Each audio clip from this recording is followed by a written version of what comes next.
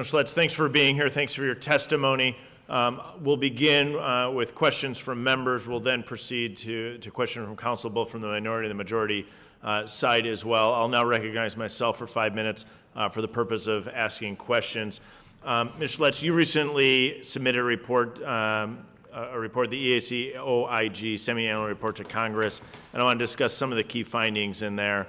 But at the time of the report was submitted, your office, you said, processed, I think you said 175, I had 174 in my notes, unique complaints so far this fiscal year. That's already an increase over last fiscal year in 2022, which I believe had about 271 complaints that came through.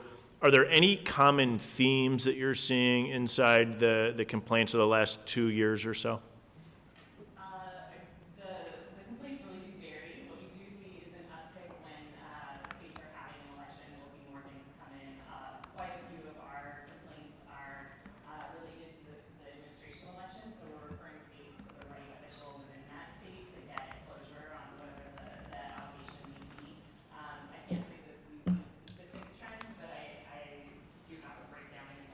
So let me dive in maybe then specifically. So if nothing jumps out to you, is we think about this, last year Georgia passed a voter integrity bill, made a lot of noise, right? A lot of news came out of this. The President of the United States called it Jim Crow 2.0. Major League Baseball took the All-Star game and moved it out of Atlanta. Really draconian and over-the-top rhetoric from my colleagues on the left. Did you see a huge uptick in calls from the state of Georgia following the passage of this law?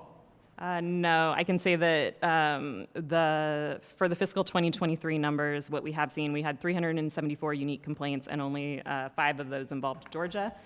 They all were around the general election and the Senate runoff. So less than 2% fiscal year for folks that maybe aren't always aware of fiscal years versus annual years. You guys run on a fiscal year because Congress runs on a fiscal year, but that includes the election. Yes. The election of last year in 2022, after, quote, Jim Crow 2.0, voter integrity laws are passed in Georgia, less than 2% of your calls came from the state of Georgia. Is that accurate? I can say only 5 involved it. Oftentimes, 5 out of 375. So less than 2%. The reason I say 2% is because it was randomly averaged over 50 states, and Georgia's bigger than average, so it should show up at an even larger percentage if we assume it's based on population. What we're seeing is no real uptick at all. Why? Because people actually like the voter integrity law that was passed in Georgia. The evidence not only shows up that people aren't calling in because they don't have complaints, it also shows up because people were happy. If you look at the polling data on how people felt about the process of voting in Georgia, but also voter turnout increased in the state of Georgia and across all key demographic groups. Let me shift gears if I can. Again, your office recently completed the audit of HAVA funds, in particular as it relates to the CARES Act, awarded to California. How much money was awarded to California?